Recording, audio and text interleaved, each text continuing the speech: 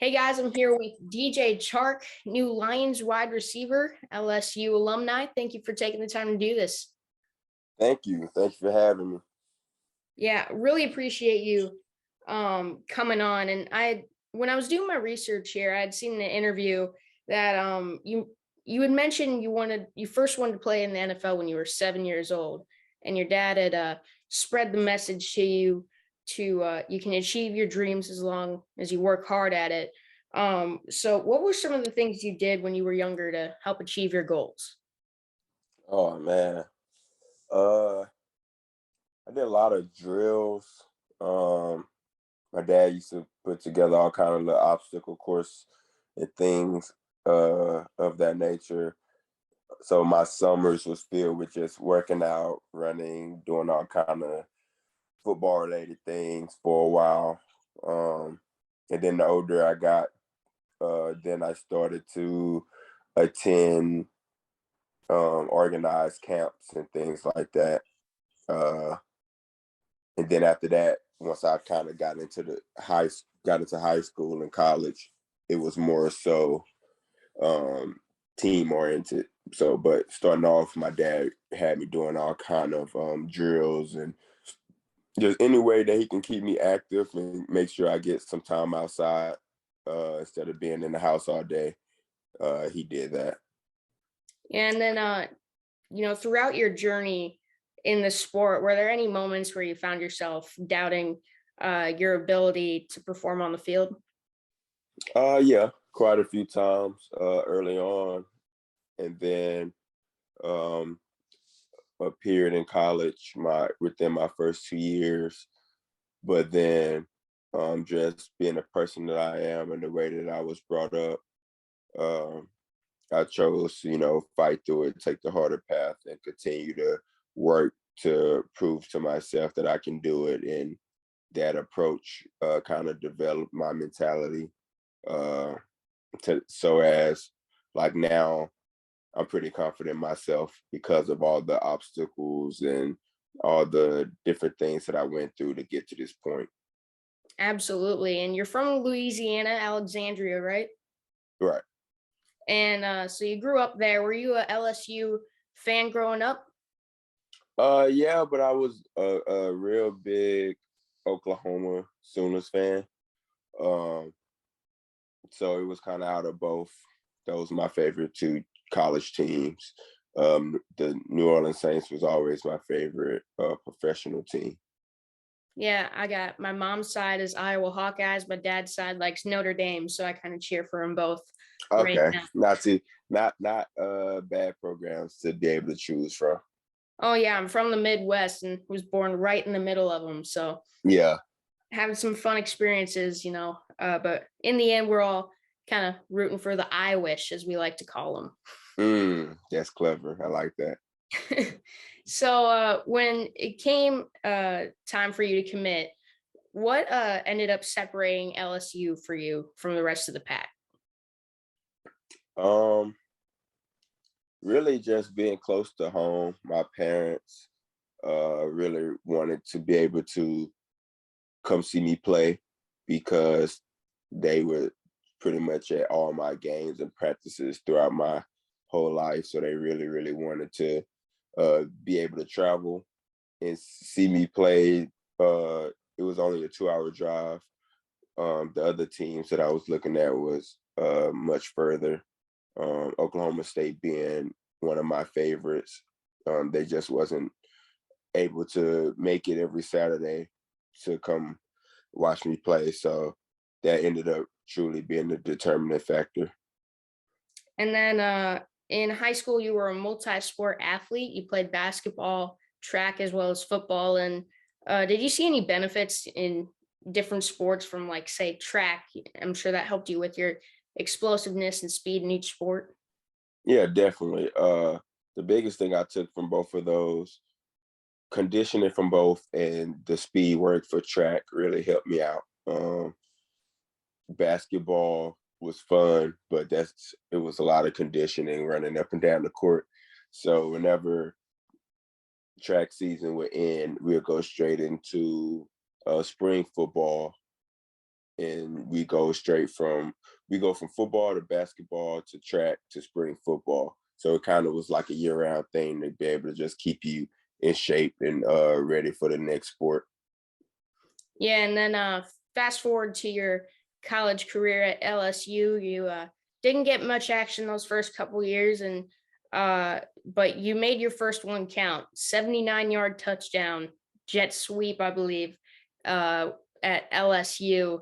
That had to motivate you, I'm sure, going into that off season. Oh, definitely. You know, that season I was expected to be a starter that season, and it didn't turn out that way. And so I pretty much waited the whole season until bowl game to be able to get my chance.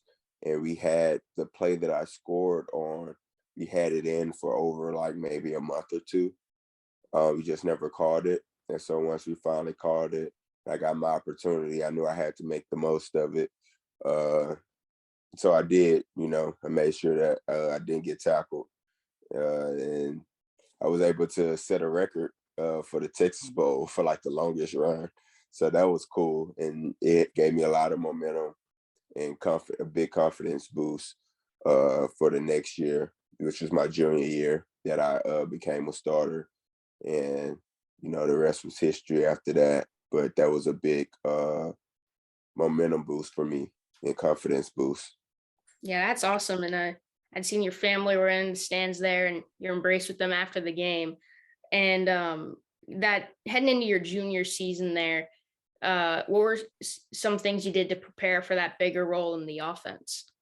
Just study my playbook a lot. I took time after my workouts to just work on catching and my hand-eye coordination and just a lot of things. Just took it way more serious. I was already taking it serious, but like it was really big for me that off season. And going into the season, at I was playing the slot, and then early in the season they switched me to outside and switched someone else to the slot receiver. So I kind of had to like change my thought process a little Mhm. bit, but it ended up working. That same year, Coach O became the interim head coach, and I had a good relationship with him.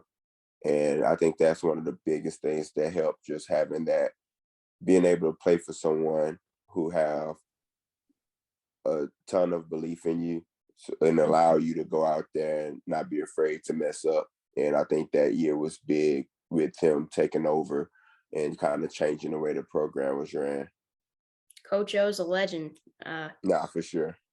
Les Miles as well was there at the start of your time at LSU. And over the past 10 years there, the Tigers have really been developing some impressive receivers. You got guys like you, Justin Jefferson, Odell, Jarvis Landry, you name it, all across the league.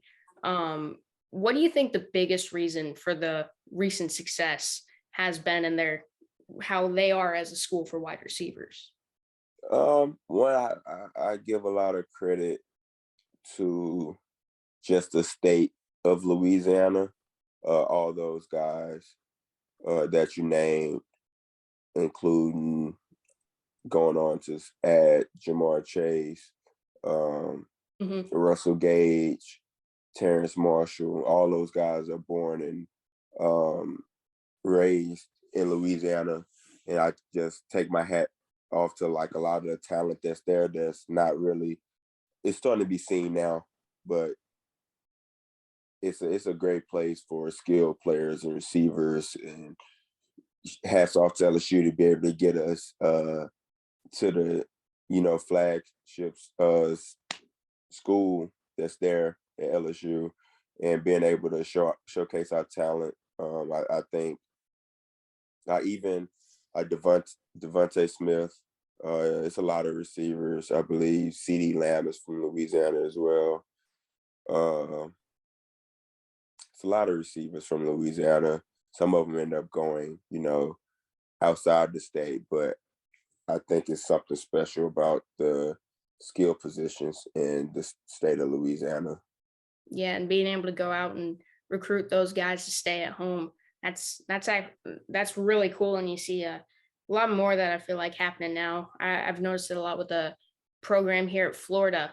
The Gators recruiting a lot locally, and Yeah, you ended your career at LSU with over, let's see, 1,600 scrimmage yards, 10 touchdowns, and an average of 20 yards per catch. Those are crazy numbers right yeah. there. In the end, what does that program mean to you, and how did they help you reach the level of play you're at today? It means a lot. I think that one thing that LSU provides is a stage, a pretty big stage at that. And if you can go and you're blessed enough to showcase your talent on that stage, people will take notice. So I think um, just being thankful to have that stage and being able to play in Death Valley in front of those fans who live and breathe football um, all through the state, whether it's college or professional, they definitely take their football seriously. And just being able to showcase that on that type of level was huge. I definitely thank LSU for that because some places you can do the same things, but it doesn't get recognized or it doesn't uh, get the recognition basically that you can get if you do it at LSU. So Yeah, that platform is huge. you can take your teammate James Robinson is a bit of an example of that, and for him to get scooped up and playing with well, your former teammate now, but to be able to showcase that, that's there's a reason that's a Cinderella story. And Yeah, to play at LSU, you mentioned like that's a huge stage. You're playing in the SEC. Those Some of those stadiums hold like crazy amounts of people, near 100,000. So one thing I always think about is, as a receiver, if you're in the crowd, even you got that feeling in your stomach, big play coming up, crowd's going crazy. I mean, what do you do to get zoned in there and in the zone, as they say, lining up? uh, now I think experience is the best teacher. Like I said, being able to play in front of the crowd at LSU and things like that. Now you kind of tune it out and you work. So for me, one thing I do is I work on my craft pretty heavily. So like whatever the play call, no matter if it's a big time game or not, no matter where we at, I'm kind of just focused on my assignment and stay in the present and just continue to work the things that I did at practice and been able to transfer that over and not do anything differently. Because I think a lot of times once you're practicing something, then you get in the game and you switch it. The practice kind of is it doesn't mean as much because you're not taking what you practice on to the field. So if we call a certain play and I run it at practice a certain way and I continue to run it at practice, that's hopefully I'm getting the looks that I'm getting in the game. But so when the game come, I'm going to run it how I ran at practice instead of trying to switch it or worrying about the crowd or things like that. I can kind of just take all my attention and focus it on these details that I've been working on at practice, so that's been very helpful for me to be able to kind of just block out the noise or things like that. Yeah, it's kind of second nature at that Yeah. point, I'm sure, for you. And then moving forward to your time in Jacksonville, is, you know, a bit of a tough situation for a young wide receiver over your time here, but you definitely made the most of it, especially your sophomore season. They will mention a sophomore slump. Some people will experience. You did quite the opposite, making the Pro Bowl. I mean, what were some of the highlights of that season for you? Um, Really just being able to get the opportunity to showcase what I can do from the first game. I believe it was Kansas City, and being able to score my first touchdown. That whole off season I had worked really hard. My rookie year, I wasn't able to get in the end zone. So to be able to get into the end zone in the first quarter of that season was a big boost for me, and kind of just carrying it on, just continuing to enjoy the game. There was a lot of ups and downs that season, definitely as a team from a team perspective, but I just enjoyed playing the game that year, and that was pretty big for me. Yeah, and then this past season, I don't want to touch on anything, too controversial here. So one thing that I feel like has been, underlooked with this past season for you guys is the addition of Marvin Jones and what he added to that receiver room for you guys. I mean, having that kind of veteran presence for you and being able to, be around that. I mean, he's had a lot of success in the past with Detroit, had a good year here in Jacksonville, or some things you're able to pick up and learn from him. A lot of off the field things, family things. You know, that's kind of what I leaned on him more about. Going through a difficult year, just kind of getting his perspectives on certain things, and his presence was definitely very helpful on the field. It was more of a you know feed off the energy type thing. He make a play, I make a play. LaVisca make a play, just rooting each other on. Uh, I got hurt pretty early in the year, so I wasn't able to continue that throughout the year. But that was one of the biggest things I say on from an on the field perspective is just being able to not necessarily one up the other person, but just whenever someone makes a play, being able to want to contribute as well. So now you feel motivated to make a play. And when you make a play, you can tell that someone else is motivated to do the same. Yeah, kind of feeding off each other there. And then, you mentioned there your injury early on in the season. That had to really, stink for you because you were off to a nice start as well. And then, I mean, one play and you're out. What was your, response to that, and how's the recovery been going for you? It was tough, it was a Thursday night game that I was excited for.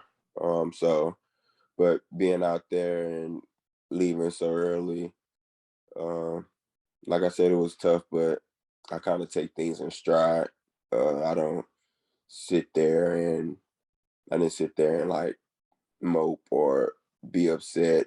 I kind of just flip my thought process to recovery at that point. So it was tough, but it wasn't as tough as it may seem. This whole the year wasn't going. It didn't end up going as well as promised anyway. So I kind of just took that time to be at home with my family, with my newborn daughter. Uh, I just focus on my mental side and just being present at home. Now I'm pretty aggressive in my training and running routes and working out, try to work out as much as I can. Uh, just because we're in April, so by the time August come, I feel ready to compete at a very high level. I don't really plan on. I know it's a process to recover from an injury of that magnitude, but I don't really plan on having a build up period. I plan on week one going out there and dominating. So that's what I'm taking this time to do. Yeah, and I actually that's where I met you when you were training. I was at my siblings' track practice, and I really appreciate you being open to a random 15-year-old coming up and Yeah. seeing if you'd interview. But uh, now in the off season, you're heading to Detroit, and I'm sure I've heard a lot of good things, around the league about Dan Campbell as their head coach. And you got a great wide receiver room. I saw you were out there working out with Josh Reynolds, Jared Goff, and I believe Amon-Ra St. Brown. It's a young and team that has a lot of talent over there. But my question is about Dan Campbell. What are some things you admire about him, and what led you to come to Detroit? I love the fact that he's a pretty good communicator and he's open, he's personable, him as well as pretty much the whole staff, open to conversation. And that's big for me because I am a person who I kind of want to. I'm a talker, so I would like for you to know how I'm feeling or thinking, and I think that's the same way that they are. They preach being an open book, not having you in the dark, not knowing if you're doing well or not doing well, and they're really there to motivate you to bring the best out of you. That's one thing that I got from talking to Coach Campbell. So, I'm very excited to get up there. I only met him in person once, but it was a great time. It was a great conversation that we had. And I talked to a lot of the players and they all agree. They all feel the same way, which is a good thing to have a whole team on the same page. So, and he's a great offensive minded coach, a guy that played the game, so he understands. And that's big, having a coach who not only played the game on offense, but a pass catcher as well. That's different. You get a lot of offensive or defensive lineman coaches who become head coaches, but you don't often get like a tight end or a receiver or a running back who go on to be a head coach. So I think that's good to know that he understands the receiver and tight end perspective a little bit more. Absolutely. And, you guys are a team on the rise, and I wish you best of luck there this upcoming season. I got a couple questions for you about the work you're doing off the field here with mental health. It's something that means a lot to me, as I've gone through um, some battles with depression and those kind of episodes in the past. And, what first led you to first start speaking up about your past battles with depression and these mental health issues? I believe it was leaving LSU and going through the draft process. Uh, I just felt like I didn't want to get drafted by a team who wasn't aware, because then that makes it tougher for me. Mhm. Um, so I was pretty vocal about it because I knew whatever team that chose me would understand, and that's the biggest thing. And once I started off doing it for that reason, but then after seeing the way that it impacted people and it connected me with people, I've felt the need to continue to push it because 4 years ago, the conversation wasn't as open as it is today. And I feel like 4 years from now, um, it'll be even more open. So if I can help, not even be a pioneer, just help be on the ground floor speaking on it to where it duplicates and it multiplies and there's more people that's talking about it. I think that I'm definitely willing to do that. And the NFL has definitely got behind it with a lot of other players as well who's come out and willing to speak about it and make people more comfortable and more relatable. Yeah, and it is something that I believe, most humans are going to go through a period like that. It's just kind of natural. All about, stopping the stigma and against it, that, and, knowing that it's okay to not be okay and to be able to talk about things. So I really appreciate the message you're spreading with it. And in the end, your main goal with all the work you're doing here, what is that end goal for you? Um, just to show that I feel like a lot of times even myself included, as a kid growing up, we see professional athletes, or maybe musicians or actors, actresses, whatever, and we kind of see them as maybe not human, maybe. Uh, so we're surprised when someone goes through something that's human, you know. Hmm. And my goal is just to show that we're all the same, despite your occupation. We're all made up of the same, you know, makeup. So if you can go through it, I can go through it as well. And I'm probably going through it, you know, despite I think a lot a what's the word? How do I say that? Misconception is people look at money and finances as a cure, and it's not.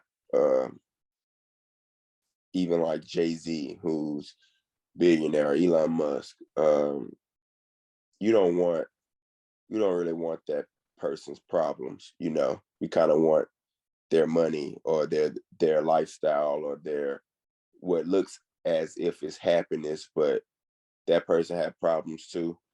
And so to just be comfortable with your own problems and be able to step forward and try to take action and be able to navigate through your problems, which is, I feel like a lot of the problems are navigatable. We just don't do it, or Hmm. we don't have the right tools to do so. We don't have someone to support us in the process of wanting to do so.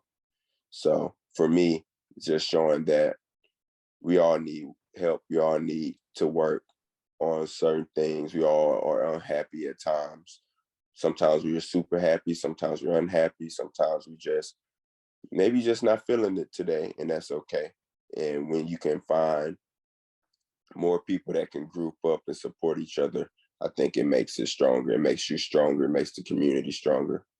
So, Yeah, that's really great. And then I got a few fun questions. I like to do would you rather's at the end of my interview. okay. So I got a fun one here starting things off. This is my go-to. We got would you rather eat Italian or Mexican food? Um, Pizza is considered Italian, right? Yes, I think so. Italian, for sure. All right. I'm with you there.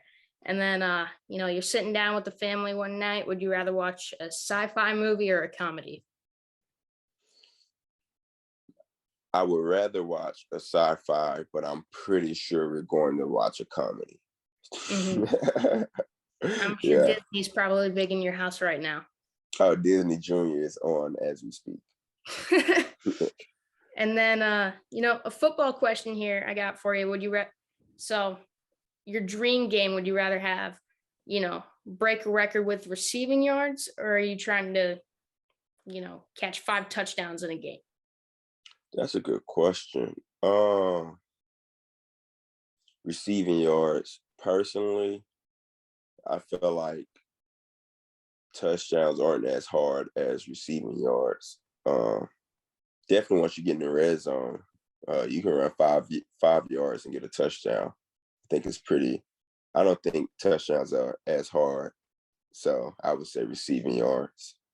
All right. Well, that's all I got for you, DJ. Thank you so much for taking the time to do this with me. And again, best of luck this upcoming season with the Lions. I won't keep you here any longer. Thank you. Thank you. Thank you guys for watching my interview with DJ Chark. If you enjoyed, be sure to like, subscribe, comment down below your thoughts on the video. Always appreciate the feedback. And no matter what, I hope you see you guys next time here on Slick Sports.